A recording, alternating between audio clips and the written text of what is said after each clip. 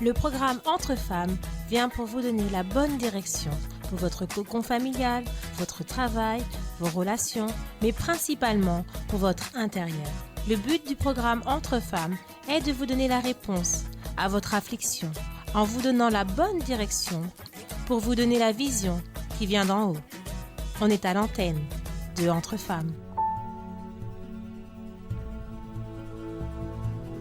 Chers amis, bienvenue à notre Entre femmes d'aujourd'hui qui est le débriefing, le piège de la rencontre des jeunes qui a eu, Monique, bien entendu vous devriez être là. Bonjour madame, bonjour tout le monde. Qui a eu lieu samedi dernier au Doc 11, là-bas Pullman. au Doc. Et c'était un événement qui a pu mener chaque jeune à réellement prendre la meilleure décision dans leur vie. On a eu des très belles prestations de jeunes qui ont travaillé sans relâche. On m'avait expliqué que c'était depuis le mois de mai. Ils se sont donnés, ils ont sacrifié, les ouvriers, les collaborateurs, ceux qui ont préparé chaque moment au niveau chant, danse, théâtre. Et on a pu donc constater 2 tableaux de la vie d'un garçon qui se perdait, et je lui ai dit à la fin d'ailleurs de la prestation qu'il devait changer de patronne. Oui, oh là là. Parce que sincèrement... D'ailleurs a bien joué, hein, Goldie était... Oui, toujours Goldie, la juge, madame la juge, ou... Ça a remplacé la juge là. La patronne sévère. Ou la jeune fille qui se perdait à cause des situations au niveau familial. Et tout commence, comme d'ailleurs on voyait aussi que ce jeune homme avait un problème au niveau familial, parce que quand on a touché le sujet de son père, puisqu'il est travaillé dans l'entreprise, mais nous avons ici d'ailleurs Aurore qui a participé aussi à la pièce, c'est ça? Oui, bonjour. Je dis pas des bêtises? Oui. Il a eu une sensation, une réaction contre son père, de ne pas parler à son sujet, etc. Et certainement ce désir d'aller plus loin, de pouvoir réussir dans la vie, montrer qu'il valait quelque chose. Et tant du côté aussi de la jeune fille qui était un petit peu perdue, qui voulait avoir une présence masculine, vient d'une racine. Et si cette racine n'est pas traitée, elle va être un piège pour cette personne demain. Exactement, c'est vraiment le résumé de cette pièce, hein, vraiment. Dans le sens où on a voulu montrer des exemples qui sont banaux, qui sont malheureusement très répandus. Ça reste quand même un reflet de la réalité, en fait, de la plupart des jeunes. Dans mon cas, quand on a fait l'écriture du théâtre, je me suis beaucoup vue dans la jeune fille, parce que clairement, j'étais comme ça. À 17 ans, pleine de rêvasseries sur la vie sentimentale. Pourquoi ? Parce qu'il y a absence d'un père qui n'a pas forcément été ressenti comme une absence, puisque une mère très présente. Donc, comme dans le cas de la pièce de théâtre, où réellement, techniquement, elle ne manquait de rien. Elle avait une famille, elle avait sa sœur, sa mère. Il n'y avait pas de bagarre, il y a une bonne entente. Mais parce que il y a une absence, qu'on le veuille ou non, il y a des racines qui n'ont pas été traitées. Forcément, elle commence à tendre petit à petit à tisser un piège qu'elle ne voit pas, malgré les avertissements, les amis, la famille. C'est ça, Monique, aussi, qu'on voit, parce que, comme Aurore vient de dire, elle était avertie, c'est sa sœur. Oui. Elle cachait son téléphone pour pas montrer que le jeune homme était en train de l'appeler ou lui envoyer des messages. Ses amis aussi lui disaient de faire très attention parce qu'il avait déjà un historique. Mais la personne, elle est tellement butée parce que l'autre lui donne un peu d'intérêt, d'attention. Oui. Elle tombe dans le panneau et croit que pour elle, ça sera différent. Et combien sont les jeunes qui vivent dans leur vie actuelle ces genres de situations et que lorsqu'ils regardent en arrière, c'est vrai qu'ils viennent d'une vie peut-être simple, mais qui n'avait pas tout ce qui maintenant arrive dans leur vie. C'est comme dans le cas de la fille, tu disais, elle avait la maman présente, ne manquait de rien, mais jusqu'à tomber si bas. Donc c'était un choix qu'elle pouvait faire autrement, mais qui malheureusement, pendant que j'étais en train de parler là, je pense, quand on a une table chez nous et qu'il manque un petit morceau du pied de la table et tout, ça, c'est bancal. Et à un moment donné, cela finit par tomber. Et ça, c'est dans la vie de beaucoup de jeunes. À cause de ce qui s'est passé dans l'enfance, quand il n'y a pas la présence de Dieu, c'est ce qui arrive souvent. Et le côté aussi masculin, parce qu'on a la situation de ce jeune homme qui collectionne les jeunes filles, qui aussi est violent. Violent en parole, violent en attitude. Mais il y a aussi plus violent, les autres aussi qui se sont mis contre elle.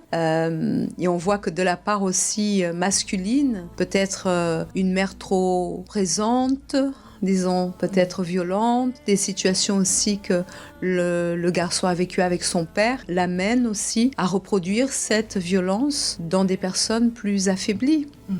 Dans le cas, par exemple, des 3 hommes qui agressaient régulièrement la jeune fille, en vrai, ils étaient des allégories, en fait.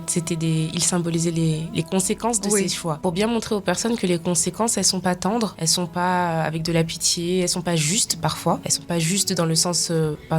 regarde pas si... mais j'ai été gentil avec lui, pourquoi il me frappe, pourquoi il me trompe. Il n'y a pas forcément de justice, mais c'est les conséquences de nos choix. Et il faut comprendre ça. Sinon, on va pas comprendre ce qui se passe et on va encore empirer la situation, comme dans son cas. Mais après, pour le jeune homme aussi, le personnage du jeune homme, c'était le même contexte, sauf que lui, il a pu échapper au piège. Mais pourquoi ? Parce qu'à un moment donné, il s'est stoppé, il a affronté la conséquence de ses actes et il a accepté, en fait, d'assumer. Je vais souffrir un temps, je vais aller en prison, mais j'arrête l'engrenage. Je vais pas développer plus mon problème en insistant dans des envies, des volontés. Et nous avons, Monique, la surprise d'avoir ici le pasteur Isaac. Oui. Quelle surprise! Qui est venu au bon moment, parce que nous étions en train de parler, pasteur, du suivant, des 2 panneaux qu'il y a eu, et que le fait est que s'il y a une racine qui n'est pas traitée, cela va devenir demain un piège pour la personne. Et nous parlions au niveau de la jeune fille, mais aussi par rapport à ce garçon et à ces 3 allégories, mais qui représentent aussi bien des fois des garçons qui chargent en eux, qui peut-être sont violents, maltraitent, c'est des bad boys, mais au fond, ils ont aussi leurs racines. Parce qu'on voit à côté de la jeune fille, le garçon aussi qui était là et qui voulait réussir dans la vie, etc. Mais ça avait aussi une racine, parce que quand on a commencé à toucher, et un de ses collègues a parlé au sujet de son père, qu'il était aussi dans l'entreprise, etc., il a commencé à s'énerver. La réaction montre qu'il y a eu quelque chose. C'est vrai que parfois les garçons sont moins démonstratifs que les filles, parce que la femme est un peu plus sentimentale, on va dire comme ça. Et le garçon, il y a des choses qu'il cache. Toutes les filles me regardent. C'est pas un jugement. Et c'est vrai que les garçons de ce côté parfois sont moins expressifs, mais tous ont des racines. Vous disiez tout à l'heure la colère, une façon parfois de se présenter, de vouloir montrer qu'on est quelque chose, un désir de réussite à tout prix. D'imposer. Voilà. Pourquoi ? Souvent, oui, parce que mon père était comme ci, mon père était comme ça, m'a toujours dit, tu dois être quelqu'un qui réussit, tu dois faire, honneur à la famille. C'est une racine. Dans un sens de vouloir motiver, on finit par s'aimer quelque chose qui pousse le garçon à l'action d'une façon à tout prix, il faut réussir parce que papa a dit ou alors m'a dit que tu ne seras jamais rien.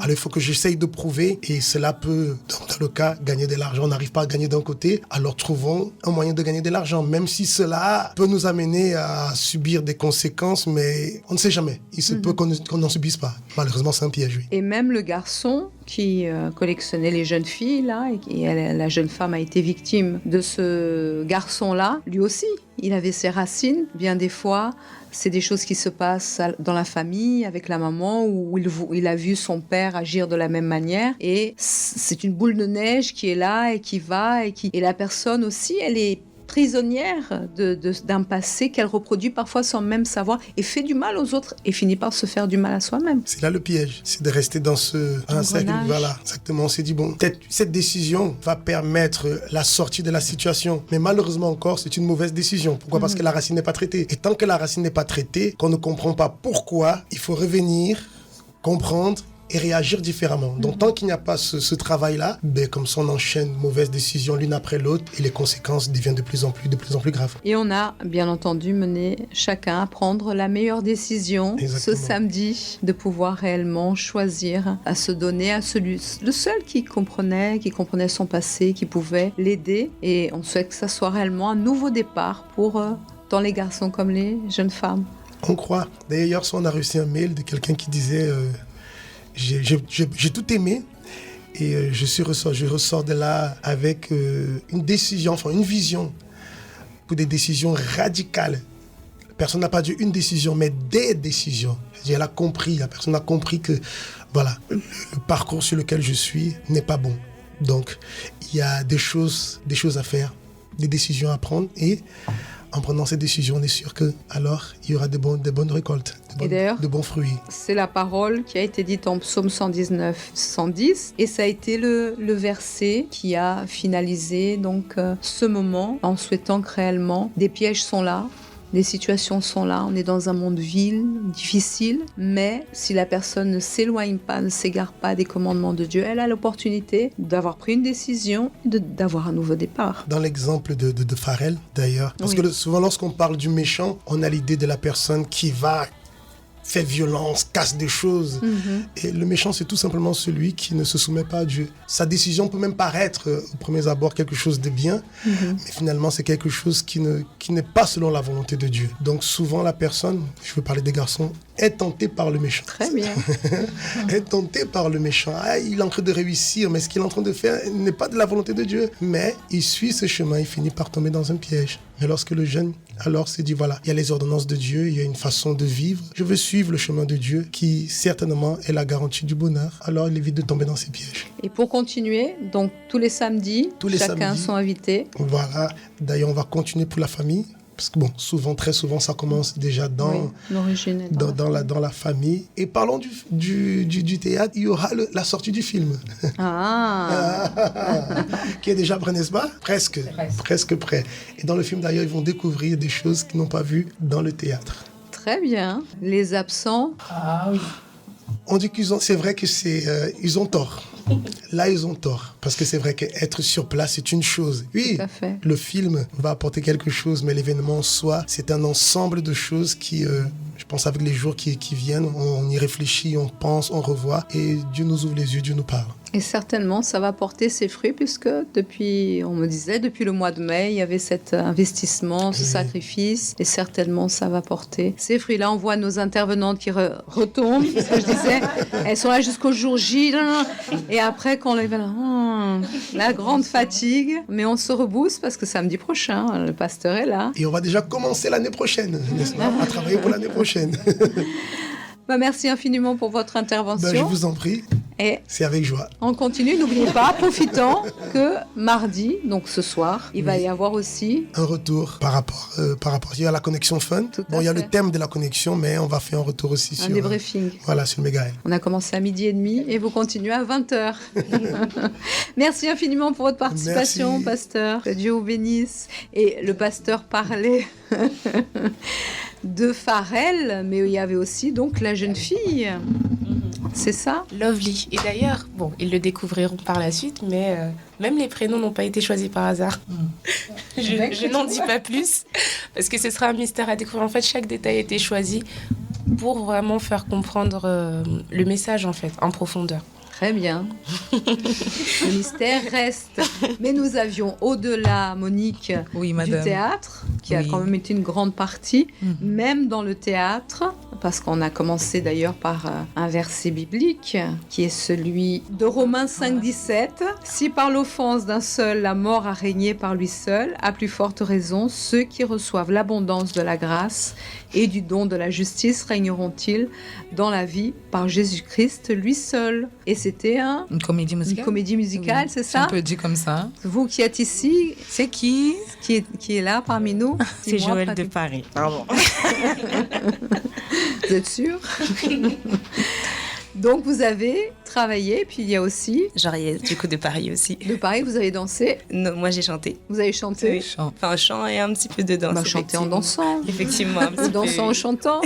Et donc, c'était une comédie musicale qui a été très appréciée aussi un théâtre, que c'est un théâtre chanté. Et ça reflète exactement ce verset que nous avons expliqué. Le mal est rentré par une décision. Oui. Donc, ça rejoint aussi le théâtre. Et l'humanité, jusqu'alors, vit un calvaire. Et une seule décision pourra permettre à la personne de revenir au seul qui peut lui donner réellement une raison de vivre, un sens à sa vie et pouvoir ainsi restituer toute chose. Oui, donc du coup, la danse en elle-même, c'était ça le but, le message, de comprendre aussi notre origine. Enfin, des fois, on est jeune, on passe par beaucoup de situations, que ce soit intérieures, familiales ou les situations qui se passent dans le monde, et on a besoin de savoir pourquoi on vit tout ça, de se situer, et aussi de comprendre aussi qu'il y a une solution. C'est pour ça qu'on a terminé par ce verset, parce que parfois on est embourbé dans tant de problèmes et on se dit, ok, il y a cette raison, il y a eu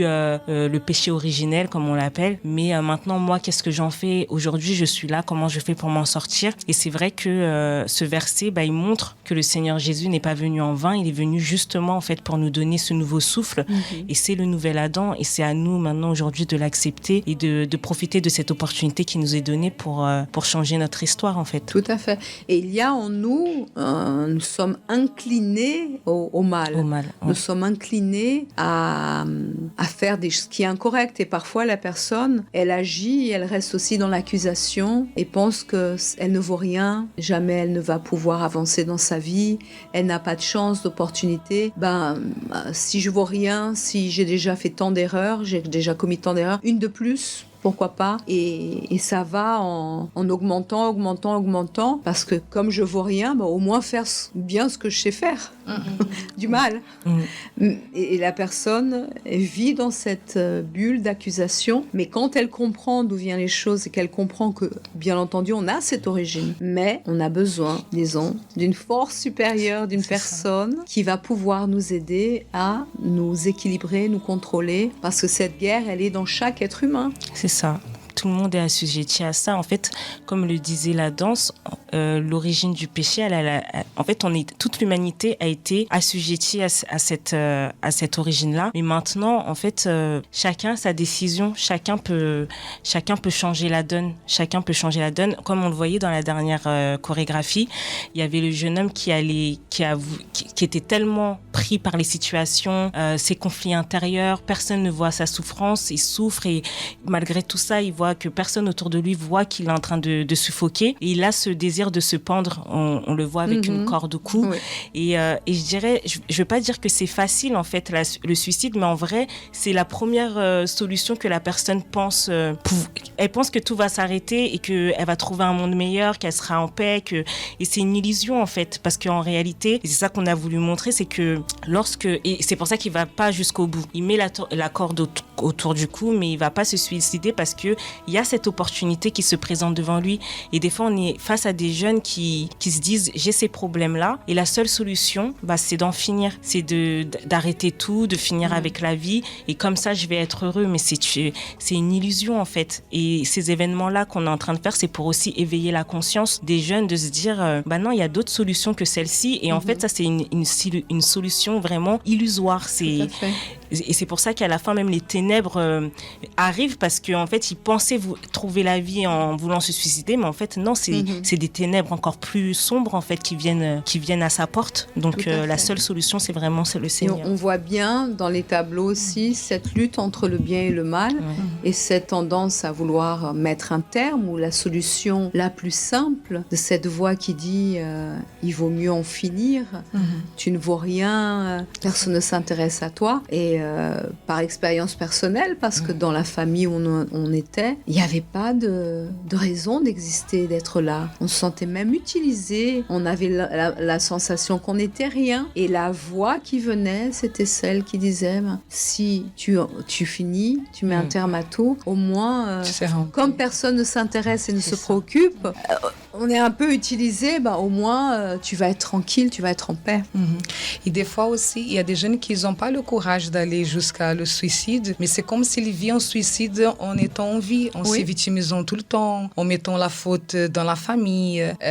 Ou se suicide à petit feu. Exactement. C'est les drogues, l'alcool. En train de se détruire, même en étant en vie. Et des fois aussi en portant des préjudices dans la vie d'autres personnes. Parce que, comme ça s'est passé dans le théâtre aussi, c'est des personnes qui se sentent pas bien dans leur intérieur et qui commencent à répondre ce qu'ils ont dans leur intérieur aussi. Même la jeune fille, après, elle aussi, c'était du suicide à petit feu, parce qu'elle s'en mêlait de plus en plus dans une situation dangereuse, et la personne peut-être n'arrive pas à faire le pas, mais ça peut être s'autodétruire petit à petit, s'annuler.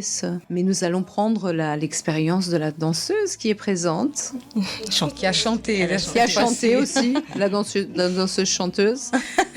Oui, effectivement, comme vous disiez, ça part tout part d'une décision. Et c'est même ce qu'on a voulu aussi refléter à travers le chant, parce que c'était un travail en amont au travers de l'album qui était sorti.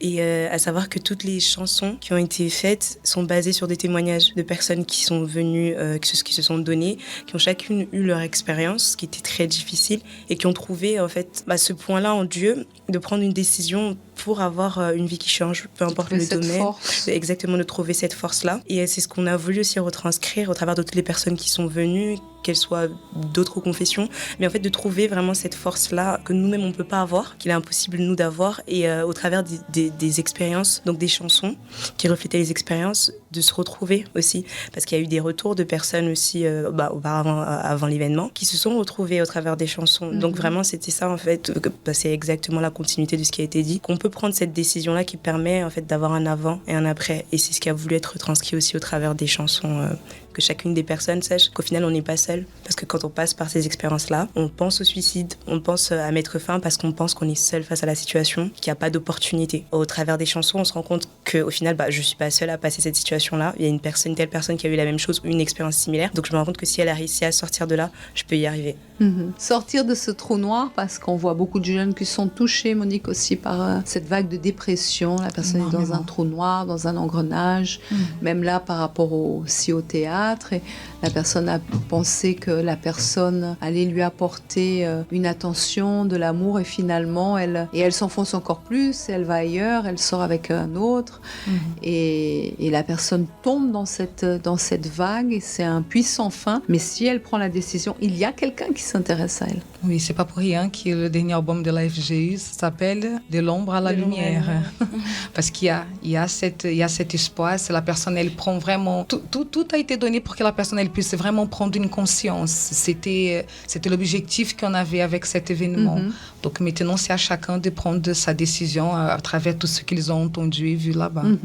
Et d'ailleurs là, comme vous l'expliquiez, c'est des jeunes qui ont leur historique, et ils ont mis leur vie, leur expérience qu'ils ont vécue dans ce théâtre. On a vu réellement que c'était quelque chose de vrai, de sincère de la part de tous les intervenants, et le message certainement a bien passé. Et là, pour ceux qui étaient là, comme le pasteur a dit, tant mieux, parce que c'est vivre le moment qui est complètement différent. Mais nous aurons aussi cette possibilité, j'imagine, de la voir très bientôt. Et juste une chose, parce que c'est tellement fort, et on voit l'intervention du Saint-Esprit, parce que quand on parlait avec Joël, avec Aurore, même pour les répétitions et tout, on voit que Dieu il avait mis la main en toutes choses. Joël qui disait que même le matin, comment les choses s'est passées tout était un peu, il y avait la petite panique là et tout, mais quand Dieu il met la main, parce qu'il sait très bien quels étaient les cœurs, les vies qui allaient être assises là-bas et qui avaient besoin d'écouter, de voir ce qu'ils ont entendu et vu là-bas. Tout à fait. Donc tu disais, Aurore? Même le choix pour rebondir sur ce que vous venez de dire, même le choix de chaque personne qui a été, je pense que ça a été pareil aussi pour la danse et le chant, les personnes par exemple qui ont été mises dans le théâtre, chacune d'elles n'avait absolument pas entre guillemets un profil pour jouer ce qu'elles ont joué, et elles n'y arrivaient pas en plus. C'est pas du tout ce que vous avez vu sur scène, c'est un miracle. Vraiment. Non, vraiment. Après autant de mois. Oui, après autant de mois. Et c'est merveilleux, parce que vraiment, on voit la main de Dieu, et ils ont vu la main de Dieu. Il y en a qui manquaient un peu d'assurance. Complètement. Même mais là, c'était comme si c'était naturel. Tout s'est bien emboîté. Tout c'était vraiment, comme vous dites, la main de Dieu. Exactement. Et du coup, ça a été une belle expérience même pour eux, premièrement, j'ai envie de dire. Parce qu'en soi, les premiers à bénéficier de l'événement, au final, c'est les prestataires, si on peut dire. Parce que Dieu a un plan pour chacun, en fait. Des fois, on est dans la FGU et on pense à « je veux gagner les âmes, je veux gagner des jeunes ». Mais en fait, soi-même aussi, Dieu veut nous gagner. C'est ça. C'était le propos aussi. On en parlait souvent aussi avec Madame Monique. Les premiers à être touchés, c'est ceux qui sont là en train d'organiser, de vivre l'événement. Et c'est les premiers à être enveloppés. Ceux qui étaient en coulisses aussi devaient réellement être imbibés par cet esprit-là. Oui, non, j'allais juste rebondir sur ce qu'Aurore disait par rapport à l'organisation. C'est vrai que quand on n'a pas fait d'études de danse ou de théâtre, etc. Et c'est vraiment le Saint-Esprit en fait qui nous guide dans ce qui a besoin d'être passé. Parce que par exemple, pour revenir sur la danse, l'histoire d'Adam et Ève apparaît une ancienne histoire en fait. Quand on parle de la Genèse, on parle d'Adam et Ève, oui, c'est une ancienne histoire, mais je trouve cette histoire histoire tellement actuelle parce que si on regarde bien dans le tableau, Ève, elle est tombée dans le piège au moment où elle s'est séparée d'Adam. Elle était seule, elle n'était pas à côté d'Adam. Et c'est vrai que nous, les jeunes, souvent on se perd, c'est souvent vers l'adolescence, etc. Quand on commence à, entre guillemets, avoir cette indépendance, où on commence à penser par nous-mêmes, etc. Et c'est un piège parce que on a, en tout cas nous qui sommes à l'église, on a un pied-à-terre en fait. On a soit nos familles, et si on n'a pas nos familles, on a ici un lieu où on est entre guillemets en sécurité. Et des fois, lorsqu'on commence à prendre, à être à l'aise dans la vie, entre guillemets, c'est là qu'arrive le piège où on se dit, on peut partir de nous-mêmes. Et c'est vrai que là, toutes ces répétitions, ça permet à chacun des jeunes qui sont là, avant de pouvoir passer cet esprit, de savoir moi, je suis ici, mais où j'en suis en fait. Où j'en suis, est-ce que je vais prendre l'exemple du jeune homme qui jouait Adam et qui a fait la fin de... C'était pas du tout lui qui devait faire ce rôle-là. Et quand on a terminé la prestation et qu'on est retourné en coulisses, la première chose qu'il m'a dit, il m'a regardé, il m'a dit « Je suis heureux ». Mais vraiment ça sortait et moi-même ça m'a touchée parce que fallait le voir dans les coulisses avant déjà toutes les répétitions, c'est quelqu'un, il est pas timide ou quoi que ce soit, il est pas timide, mais c'est vrai qu'il a pas je pense qu'il a pas l'habitude déjà c'était pas prévu qu'il fasse ce rôle, etc. Donc et juste le fait qu'il dit je suis heureux, ça montre que ça a touché quelque chose à l'intérieur de lui, donc c'est très important et chacun s'est dépassé. C'est ça. Et ça, c'est vraiment la main du Saint-Esprit. C'est ce qui fait toute la différence.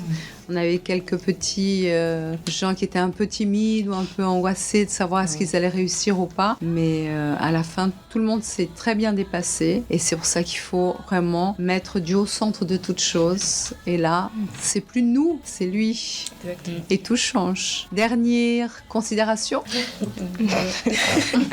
Alors, moi déjà, j'ai invité tous les jeunes qui étaient présents pour la première fois ou non déjà à se connecter ce soir.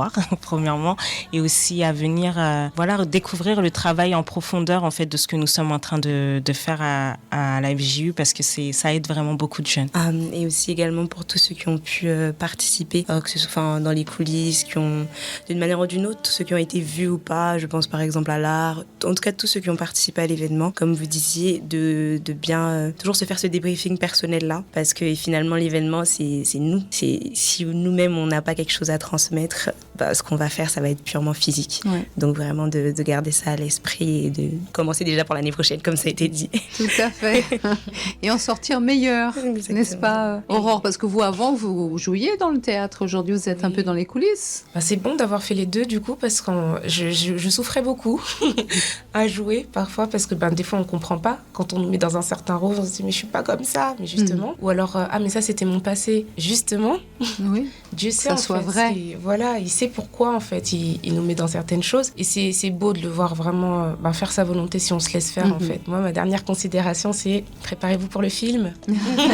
Elle tient à son film. C'est grâce là. Mais c'est essentiellement parce que, pour ceux qui ont remarqué, on va dire, il y a eu un problème technique, en vrai, au théâtre. Et grâce à Dieu pour cela. Parce que du coup, vous aurez l'opportunité de voir la fin du théâtre pour de vrai. Vous la verrez dans le film. Tout le monde disait, mais c'est bizarre, ça a terminé comme ça. Mais c'est en fait parce qu'il y a la suite dans le film. Voilà. Et Monique, pour terminer. Tout c'est pour la gloire de Dieu, madame. Oui. Uniquement pour sa gloire.